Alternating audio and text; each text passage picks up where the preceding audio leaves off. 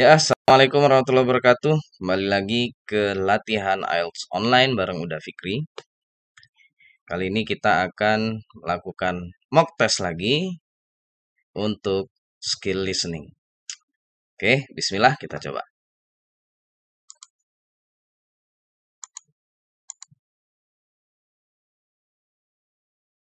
This recording is copyright. Test 17. In the IELTS test, you hear some recordings and you answer questions on them. You have time to read the instructions and questions and check your work. All recordings are played once only. Now look at Section 1. Section 1. You will hear a telephone conversation between the receptionist at a college and a woman who wants to take a course at the college. First, you have some time to look at questions 1 to 5.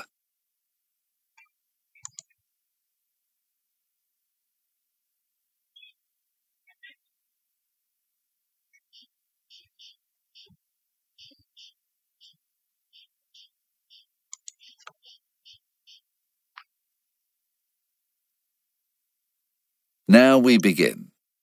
You should answer the questions as you listen, as the recording is not played twice.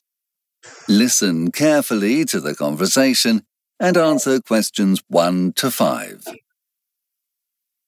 Hello, Hembridge College. Can I help you? Hello, I saw a jewellery making course on your website that interests me, but I wasn't able to sign up for it online. I got a message telling me to phone this number, so can you tell me if there are any places left on the course? Yes, no problem. Do you know the course code by any chance? Yes, I wrote it down. It's JM1309. JM1309. Ah, yes. That's the jewellery making course on Thursday evenings from 6:30 until 8:30 p.m. That's the one. I'm afraid there aren't any places left on that course. It's fully booked. Oh dear, I suspected that might be the case. There's another jewellery making course on Tuesdays, JM1308. Oh, is there? Yes, from 10 a.m. until midday. Oh, that's no good. I work then. I'm only available in the evenings. That's a shame. I'd really like to do a course. What about the Working with Glass course on Friday evenings? Are there any spaces on that? Sorry, which course? Working with Glass. The code is GL1378. Ah, yes, Fridays from 6:15 until 8:45 p.m. That's the one. Are there any places on that? Let me see. Yes, we do have spaces. Excellent. So can I book that, please? Sure. Can I take your name?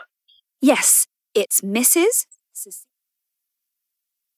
Before the conversation continues, you have some time to look at questions 6 to 10.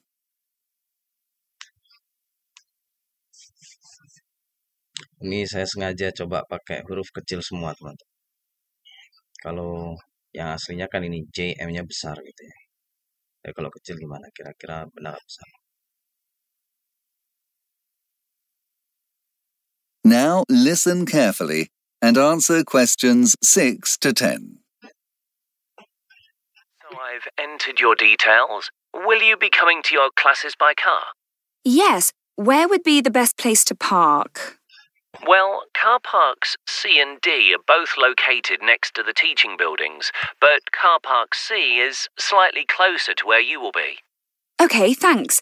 And how do I get to my classroom from there? You need to find the Chroma building first. It's just past the big red Harper building, which you will see immediately opposite you as you enter the car park. Once you're inside the building, go to the second floor and look for room 316. OK, great, thanks. And who will the teacher be? My friend mentioned a Mrs. Halliday and said she was excellent, though that was some years ago and she may have retired by now. Actually, she's still working here, but she teaches the intermediate course. You'll be taking the starter course, and the teacher for that is Mrs. Coley.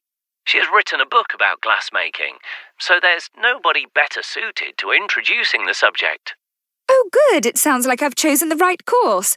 Oh, one other thing. Yes? Is there any kind of assessment? Will we get a certificate or anything when we finish the course? Yes, you'll get a certificate if you attend at least 50% of the classes. There is also a final project which will take place over the last 3 classes, but there is no formal assessment based on the work you do as part of it, and you get to take the pieces you've created home with you at the end of the course. OK, that's perfect. I don't want to have to take it all too seriously. So that just leaves the question of payment. You can pay for the whole course in one upfront payment, or you can pay on a lesson-by-lesson basis. If you pay up front, you'll get a reduction of 10% on the total price. Ah, OK. Well, unfortunately, my salary won't be in my bank account until next week, so I'll go for the pay-as-you-go option. Sorry, I didn't make myself clear. You don't need to pay for it all today. You can still get the 10% reduction if you pay when you come for the first class if you prefer. Perfect. I'll do that then. Fine.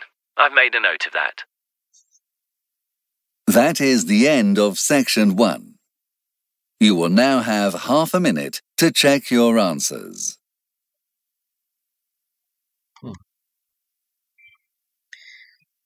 Ya, kayaknya yang nomor 10 salah deh.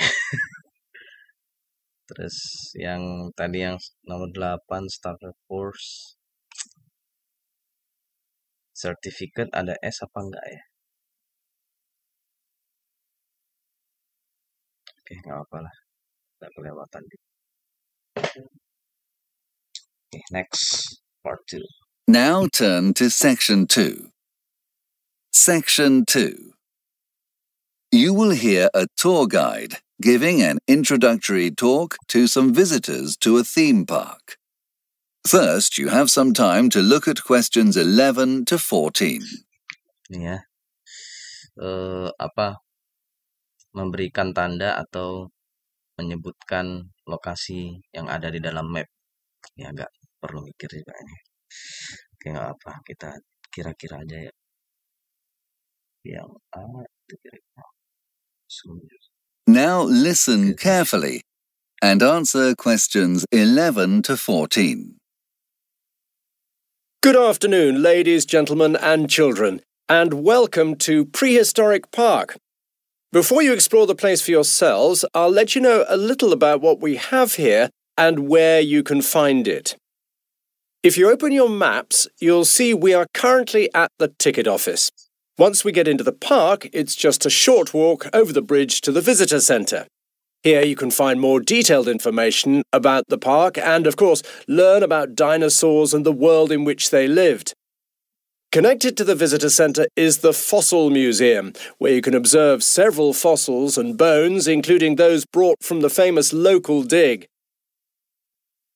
From this room, you will also get a splendid panoramic view across the treetop walk over to the biodomes, where you can experience a recreation of the Mesozoic era, the age of the dinosaurs. Returning to the visitor centre, there are 3 possible routes to take around the park. The first leads from the visitor centre towards the northwest part of the park, in which you can find attractions for younger visitors. Before reaching the pterodactyl roller coaster, you will first pass the adventure playground on the left and the excavation pit, which was the original inspiration for the park, on the right. The second path leads directly from the visitor centre to the biodomes, and the third route heads towards the river, where you will find our lakeside cafe and island play den for the very youngest visitors. You can take paths from the Fossil Museum, cafe and biodomes to the riverside walk in the very east of the park. Here, boardwalks and bridges weave over a network of streams and lead to the car park via the gift shop. Before you get there, though, your route leads you across a small island with a tranquil picnic site, and I must say the weather looks perfect for a picnic today. Now, does anybody have any questions? Before the conversation continues, you have some time to look at questions 15 to 20.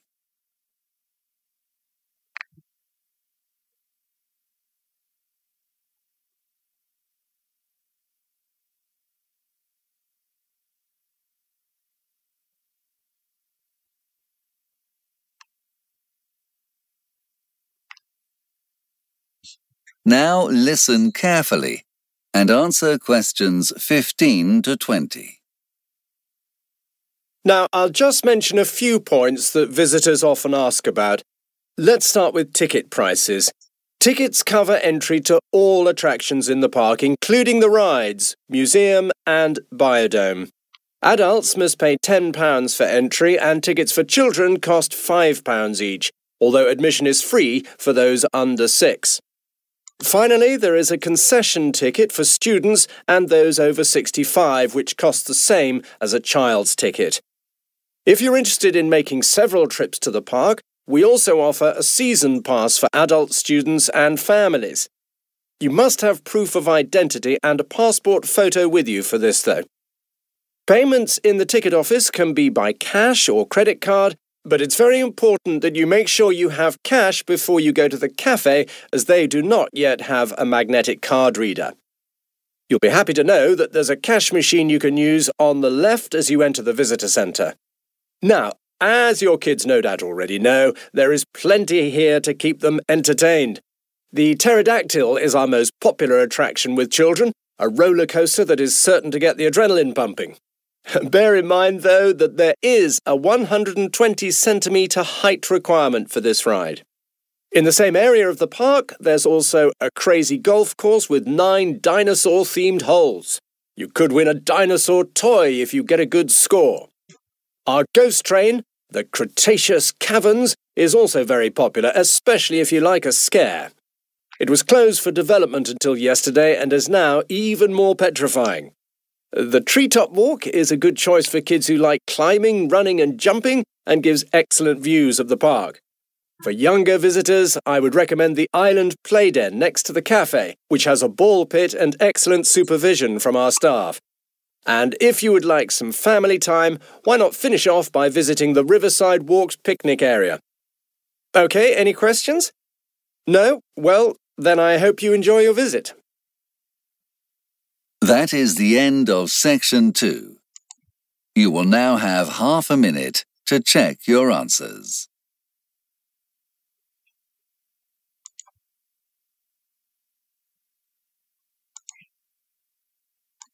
Oke deh. Main ya tadi untuk map sama multiple choice-nya. Multiple choice-nya langsung 3 jawaban. Dari berapa tadi? Oke, kita langsung aja ke part 3. Oke. Now turn to section 3. Ya. Section 3. Overseas. Oh, bisa ada. You will hear 3 students discussing schemes for work placements abroad. First, you have some time to look at questions 21 to 25.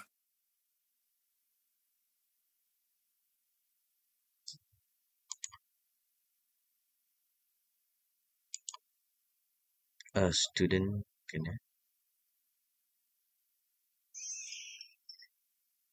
define. Now listen carefully and answer questions 21 to 25. Hey, Lisa, you went abroad as part of your social work course, didn't you? Yes, I did.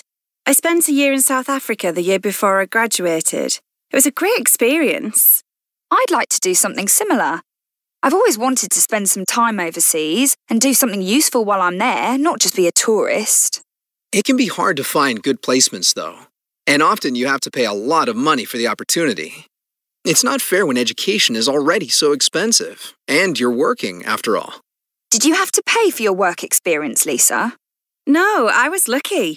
I managed to get a place in a scheme called the Overseas Training Scheme, or OTS. That meant that I worked as a volunteer for the overseas organisation, but the scheme paid for my flights and gave me a living wage while I was out there. That's ideal. How can I get on that scheme? Well, first you'd have to check that you're eligible. I don't think the scheme is open to people doing any subject. The OTS only offers places to people who are interested in working in the community. You know, like social work, nursing or education. Well, I study public health and nutrition. You'd probably be eligible then, Sarah. I don't know about you though, George. Mechanics doesn't really fall into that category. No, I don't think so. So, what would I need to do? You have to complete an application form, which you can download from the OTS website. And then you have to get a member of the college staff to verify that you're a student here and write you a reference. Who did you get to do that? My personal tutor. I'm sure your tutor would help you out with it, Sarah. Okay. And how soon after you send the application do you know whether you're successful? Oh, not for ages. There's a long selection process. They choose a load of candidates, and if you're one of the ones shortlisted, you'll be invited to attend an interview. Oh, I didn't realise there was such competition for places. Yes, it's tough. Only a small percentage of applicants are successful. It hardly seems worth the bother. That's a bit pessimistic, George. I think it's definitely worth a try. If the OTS can arrange a placement for you and pay you to do it, then... Well, they don't find the placement for you. Don't they? No, you have to do that yourself. You have to contact organisations that interest you and find a placement that suits your skills. Don't worry about that, though. The college can help you. It didn't take me long to find my placement in South Africa. Once you've got confirmation of that, the OTS will book your flight. It sounds great. I really want to try it. Well, don't set your hopes on it. As I said, places are highly sought after, and you can't guarantee you'll get one. You'll have to keep an eye open for alternative options. Before the conversation continues, you have some time to look at questions 26 to 30.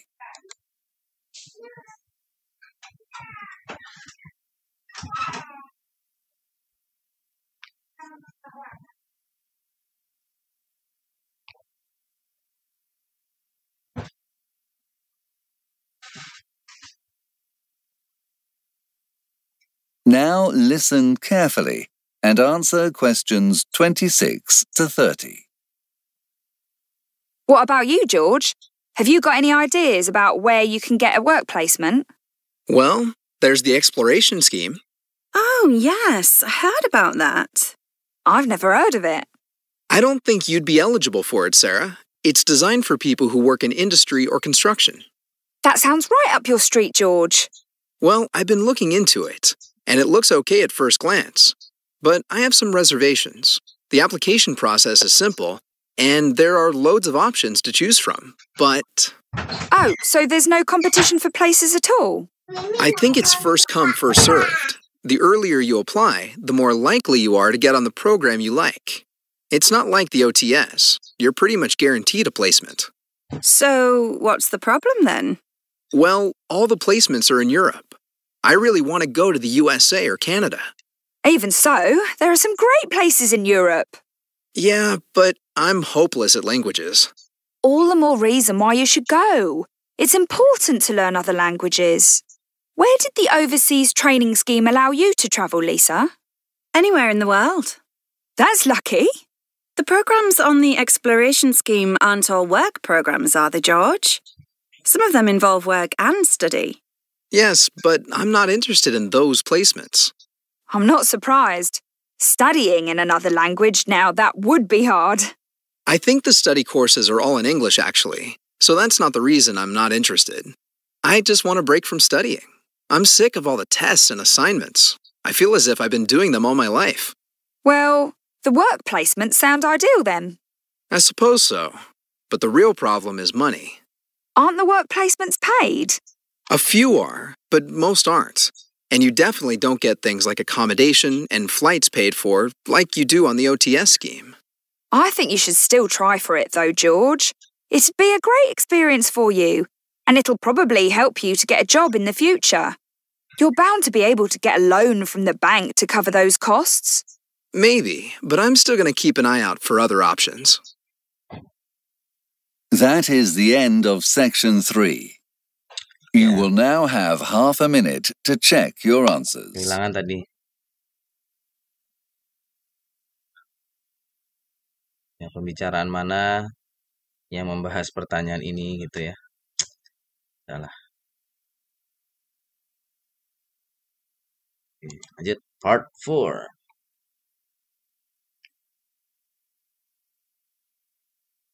Ini multiple choice ya, berarti harus milih salah satu.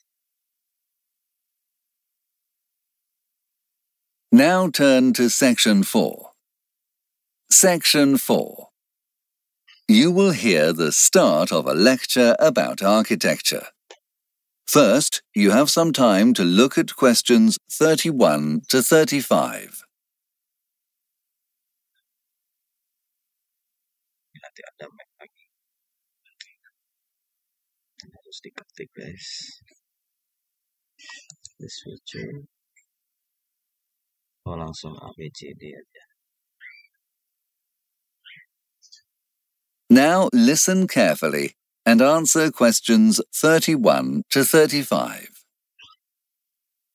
Today, we're going to start our series of lectures on designing buildings in relation to the climate. An important term in this context is passive design.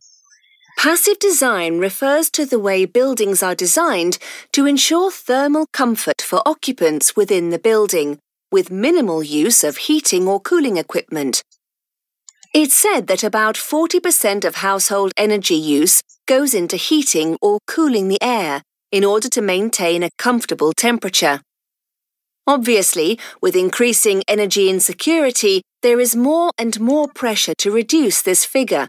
And with sensitive and intelligent passive design, we could easily decrease this percentage to 20% in the short term, and it is hoped eventually eliminate it altogether. In the past few decades, one of the main driving forces behind architectural design has been, I'm sorry to say, affordability. In other words, cheap houses made with cheap materials in basic designs. The reduction in construction cost has been passed on to the occupiers, who can then buy or rent their property without it costing them the earth. But lately, there has been a shift towards a greater upfront cost, balanced out by lower operational costs. That is to say, the building may cost more to build, buy or rent, but it will cost less to maintain it at a comfortable temperature. In terms of thermal comfort, humans are notoriously hard to please. Humans are sensitive not only to temperature, but also humidity, air movement, and exposure to heat sources or cool surfaces. Get any of these wrong, and humans will instinctively reach for some sort of appliance to make themselves more comfortable. What's more, human thermal comfort is both physical and psychological. I'm sure you've all noticed that we often feel uncomfortable even if the room is a perfectly good temperature, if we're, say, sitting in a draft or next to a cold window. And although we can design buildings with a very good physical thermal comfort using software modelling techniques, psychological comfort is much more difficult to get right. Accordingly, architects and designers have been looking to traditional solutions to these problems that can be found in different architectural traditions. Before the lecture continues, you have some time to look at questions 36 to 40.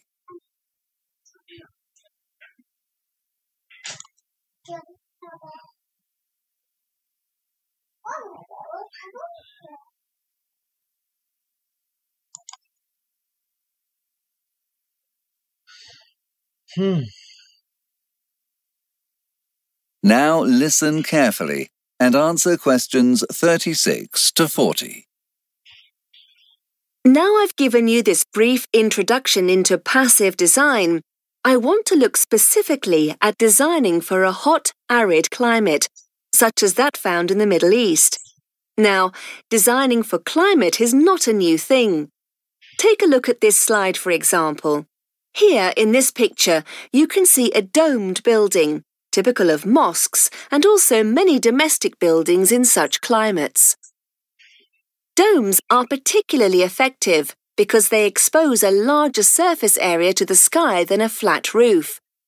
As a result, heat that builds up during the day can radiate out at night, so by morning the building is cool again.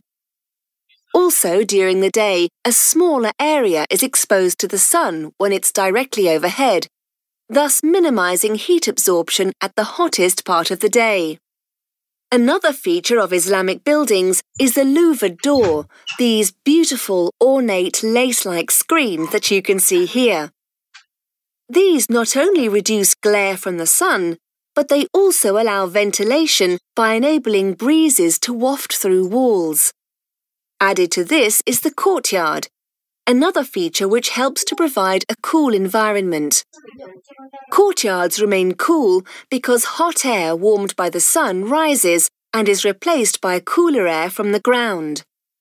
A water feature in the centre, such as a pool or fountain, can produce further cooling through the process of evaporation, while the addition of vegetation, a palm tree for example, can provide shade and increase air movement.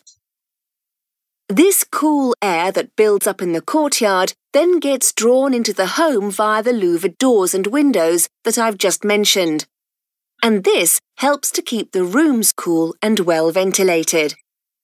Then, by having high windows on the outside of the building, we can encourage any hot air that builds up indoors to escape as it rises. Obviously, as the population moves into cities, we can't build these beautiful courtyard residences for everyone. There isn't the space, and people can't always afford them. So, we need to integrate technologies which can improve thermal comfort into multi-residency city buildings. Let's look now at some of the ways this can be done. That is the end of section 4. You will now have half a minute to check your answers.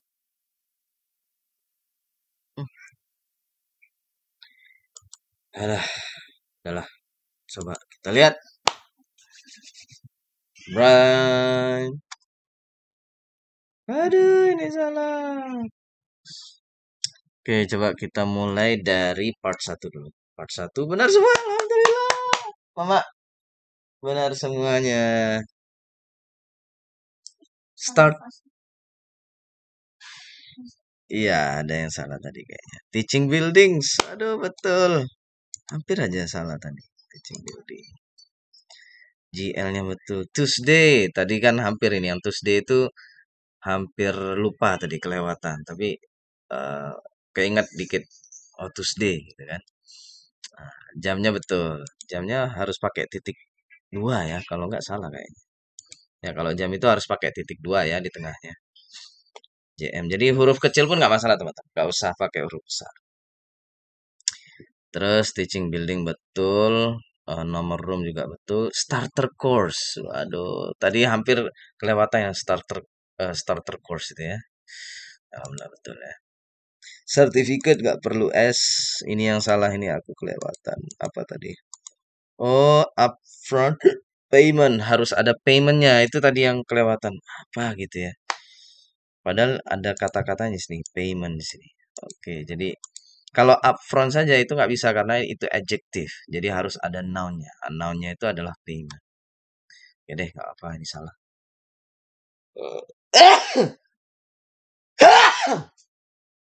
Maaf teman-teman ya.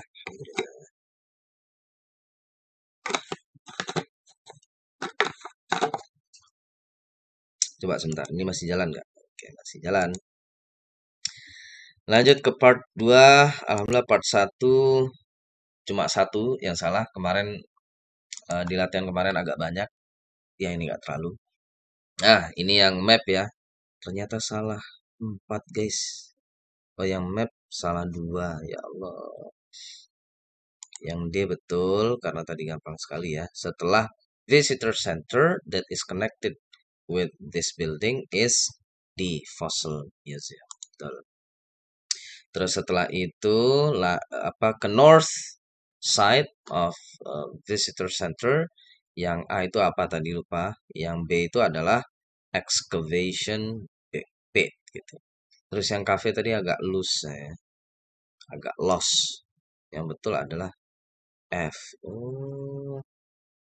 Iya, yang F itu ya yang cafe. Salah berarti, bukan yang C. Terus yang picnic site itu yang H. Bingung tadi. Oke deh, nggak apa-apa. Bisa lah. Nah, yang multiple choice yang 3 jawaban ini betul semua, alhamdulillah. Tadi visitors must pay extra to visit the biodome. Enggak ya, ternyata itu tiketnya udah termasuk biodome. Terus tickets for all children cost the same, enggak juga. Ternyata ada umur-umur tertentu yang biayanya berbeda.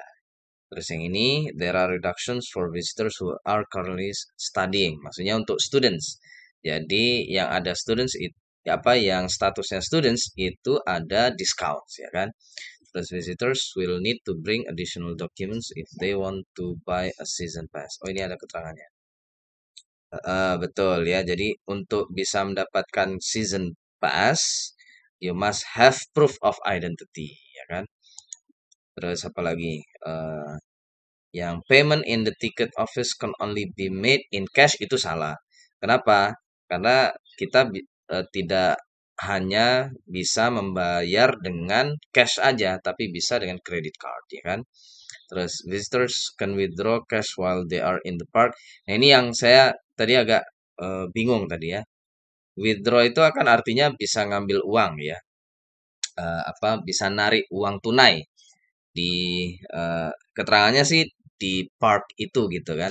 Tapi yang dimaksud bisa mengambil uang cash atau tarik uang tunai itu artinya kan ada ATM. Nah, di situ ada keterangannya there is a cash machine ya gitu. Jadi karena ada cash machine artinya kita bisa withdraw ya. Withdraw itu bisa tarik uang tunai gitu. Ya, betul ya. Ini salah satu guys. Jadi apa yang betul dari parks attractions for children? All children can ride the pterodactyl roller coaster. Itu salah ya. Jadi tidak semua anak bisa naik pterodactyl roller coaster. Jadi kalau nggak salah ada batasan usianya. Terus there are prizes betul ya. Jadi ada hadiah bagi anak-anak di salah satu tempat atraksi. Tadi bilangnya ada tempatnya ya. Ini coba. You could win a dinosaur. Nah, itu prize-nya. A dinosaur toy if you get a good score. Jadi kalau kamu dapat nilai bagus, kamu akan mendapatkan hadiah ini. Mainan dinosaurus. Terus he also says ini yang C ini saya kurang ini tadi ya. It is not currently possible kan to go to Cretaceous. Salah ya. Perasaan tadi yang Cretaceous Caverns itu close ya for a while. Tapi ya udah. Yang betul yang ini ya. Oke, apa? Coba kita dengar tadi. Nah, kita lihat kunci jawabannya. The treetop walk is a good choice for kids who like climbing, running, and jumping. Ya, tadi yang D ya, the guide recommends the treetop. Ini tadi sempat saya ragu ya, apakah jawabannya ini? Karena tadi dia bilang interesting, terus macam-macam gitulah. Ternyata active children itu adalah yang suka climbing, yang suka running, yang suka jumping, ya kan? Terus ternyata yang betul adalah ini. The park has facilities where younger children can be looked after. Oke. Yang ini nggak tahu ini kenapa salah. It is not currently possible to go to Cretaceous Caverns. Ya kan? Perasaan tadi bilangnya is close ya at the moment. Tapi ya udahlah. Betul adalah for younger visitors, I would recommend the Island Playden. Which ya jadi untuk pengunjung yang lebih muda, maksudnya mungkin yang lebih yang bayi mungkin ya. I would recommend the Island Playden, which has excellent supervision from our staff. Jadi yang ada guide-nya gitu ya. Ada lokasi khusus untuk anak-anak yang lebih kecil lagi. Ya anak bayi, balita gitu ya. Ini kalau yang F ini saya nggak tahu. Kayaknya nggak ada deh kata-katanya. Oke ini salah 4 guys untuk part 2. Tadi part 1 1, part 2 4 berarti sudah 5. Ya. Sudah 5 ini aduh, lumayan banyak ini. Nah, ini yang part 3 lebih banyak lagi guys. 1 2 3 4 5. Aduh, 5 berarti udah 10 ini. Saya kalau ingin dapat nilai di atas 7 atau 7,5 jangan sampai ada salah lebih dari 10. Aduh, nggak apa deh. Kita lihat dulu ya. Eligible jelas. College staff tadi saya agak ragu tapi kayaknya yakin ya. Yang ini tadi kelewatan application bukan reference ya. Aduh, apa deh. Tadi agak losing ya. Attend betul ya. Attend interview. Placement udah betul. Terus ini saya kebingungan ya. Which work placement scheme is easy to get a place on? Itu tadi yang si siapa ya? Saya lupa namanya. Yang laki-laki pokoknya. Itu dia bilang exploration scheme itu memang lebih mudah atau gimana. Terus yang OTS atau Overseas Training Scheme itu ada advantages-nya juga gitu loh. Tapi agak-agak ini ya, agak tricky dikit ada kata-katanya. Terus yang ini salah ternyata. Yang betul adalah yang A, Overseas Training. Kalau Exploration Scheme itu nggak ada yang USA dan Kanada. Oke deh, saya salah. Ya tadi agak ini apa kehilangan jejak saya. Terus yang ini juga yang betul ternyata yang Exploration Scheme aja. Oke. Ada jawabannya ya? Oh, George. Tadi yang laki-laki namanya George. Coba ini tadi bilangnya gimana? George says about the exploration scheme, well, all the placements are in Europe. Oke. Oh, ini yang exploration scheme itu adanya cuma di Europe. I really want to go to the USA or Canada. Berarti yang exploration itu hanya placementnya cuma ada di Eropa. Sementara dia pengennya ke Amerika sama ke Kanada. Ini berarti konteksnya ya lagi-lagi ya Inggris atau Australia ya teman. Makanya mereka pengen ke ya kalau nggak Eropa, ke Amerika, Kanada ya kan. Nah mungkin kalau dia orang Amerika, orang Amerika ngapain dia ke Amerika lagi ya nggak? Oke, Sarah asks where did the overseas training scheme allow you to travel, Lisa? Lisa replies anywhere in the world. Oh, jadi nggak ada kata-kata USA dan Kanadanya, tapi dia bilangnya gini, anywhere in the world. Oke deh, yang betul yang berarti gini ya teman-teman ya, jangan terpaku dengan vocabnya saja, tapi pahami konteksnya gitu ya. Kalau tadi kan yang yang exploration scheme itu placementnya hanya di Eropa. Sementara yang yang exploration scheme itu placement testnya cuma di Eropa, sementara OTS itu di anywhere in the world. Artinya USA dan Kanada itu bisa. Oke, apa? Which works placement scheme has placements that involve both work and study. Ya, tadi saya juga missing ini. Ternyata ya, tadi seharusnya saya fokus George itu lulus di scheme apa gitu kan, terus Lisa di scheme apa. Jadi biar bisa fokus gitu. Nah, Lisa tanya, the programs on the exploration scheme aren't all work programs. Are they, George? Nah, ini yang ada ini George ya. Karena George yang ngambil exploration scheme. Some of them involve work and study. And George replies, yes. Kata-kata yes-nya itu yang penting. Oke, apa? Saya salah. Which work placement scheme offers free language courses? Oh, ternyata tidak. Nobody mentions free language courses. So D is the correct. Oh iya, makanya tadi sebenarnya ada kata-kata language course gitu ya, tapi memang nggak ada free-nya. Tuh, yang betul D. Oke, nggak apa. Dan ini kenapa ini belum saya isi ya? Ya Allah, yang nomor 30 belum saya isi, guys. Oke, nggak apa. Which work placement scheme pays for? Jadi kalau untuk listening ini kan, pertama kita harus ini ya membiasakan diri pakai ini ya scrolling di mouse. Terus ketika mendengarkan omongan dia itu di bagian mana yang ada pertanyaannya gitu ya. Jadi kita lagi nunggu ini dia ngomongin yang pertanyaan yang mana gitu kan. Dan itu jangan sampai kelewatan. Kalau udah kelewatan ya udah kita langsung pergi. Jadi mungkin yang paling tepat tipsnya kalau mengerjakan listening, baca pertanyaannya saja gitu ya. Jadi biar nanti diingat-ingat, oh dia lagi ngomongin ini, berarti soal ini yang lagi diomongin. Oke, berarti yang apa yang membayar apa ya, yang menanggung ya. Jadi work placement scheme mana yang menanggung biaya transportasi dan akomodasi, ya kan? Your transport and your accommodation gitu kan. You definitely don't get things like accommodation. Nah, tadi dia bilang accommodation and flights paid for like you do on the OTS scheme.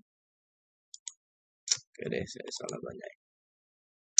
Dan ternyata saya salahnya berapa ini, guys?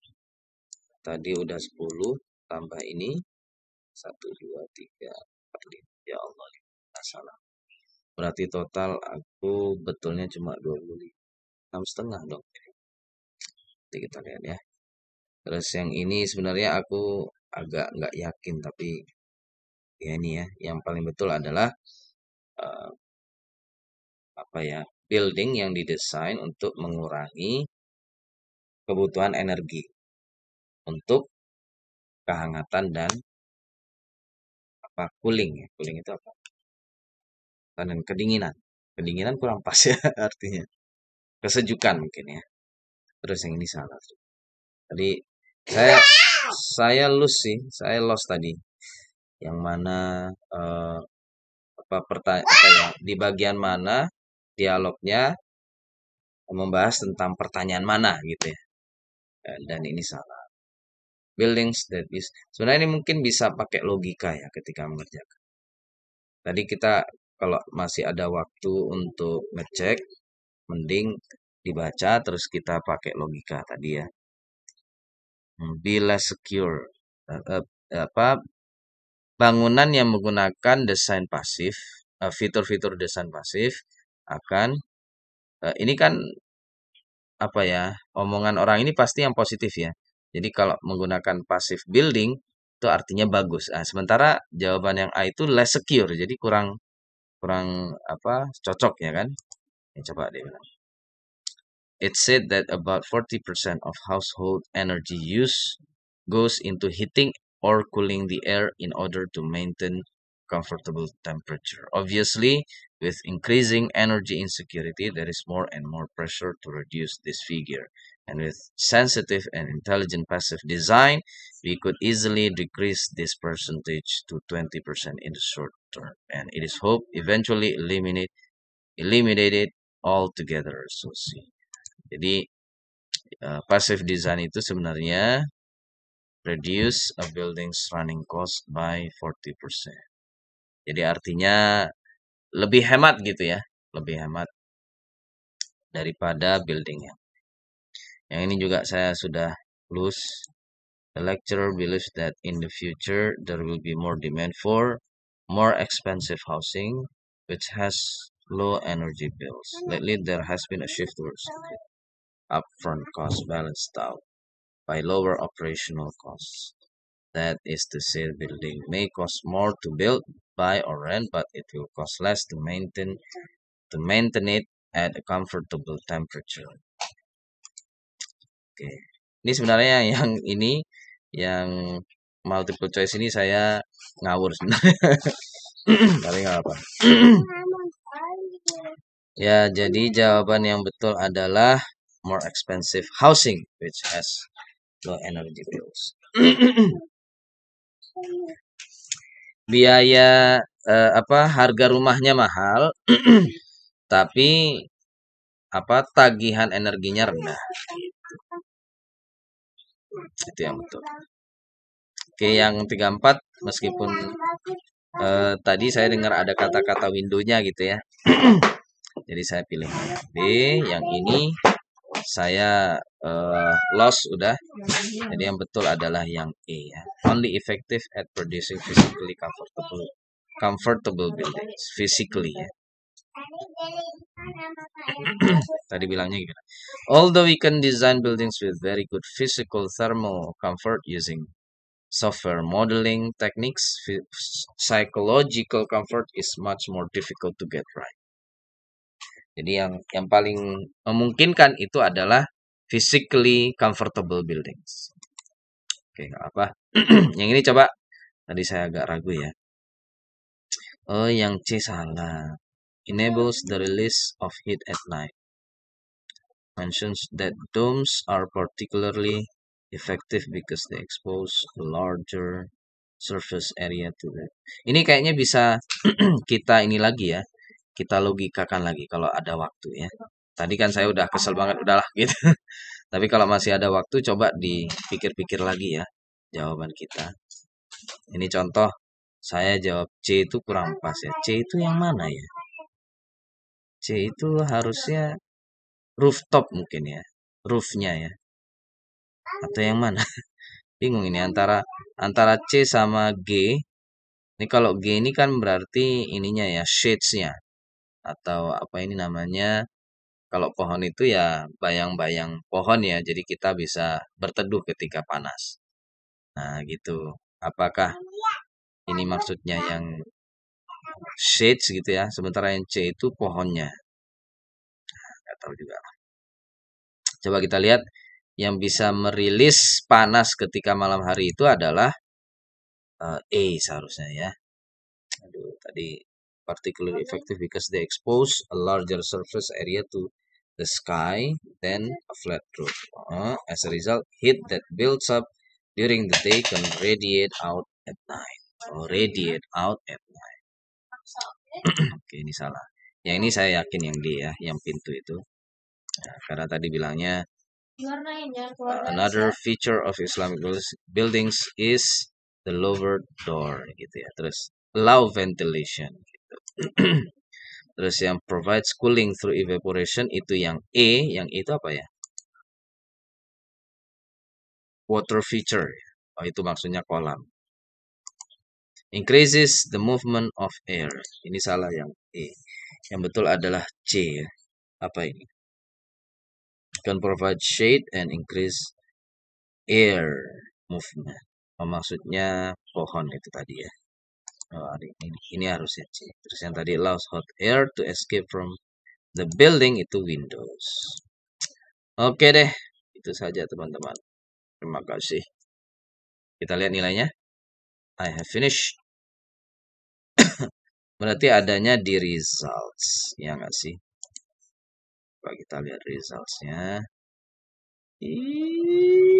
Iya. Oh, cuma 6 kayaknya. Ya, bentar ya. Results-nya coba kita lihat yang terakhir. Coba. Mana keterangan?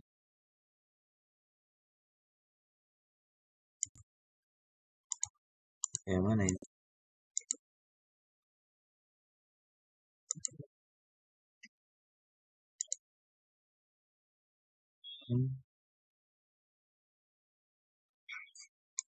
Oh, ini 6,5 ya. Ya, betul ya. Tadi saya bilang saya kemungkinan besar kalau salah 15 itu 6,5. Ya, ini 6,5 ya. Oke, sementara itu teman-teman sampai ketemu lagi. Assalamualaikum warahmatullahi wabarakatuh.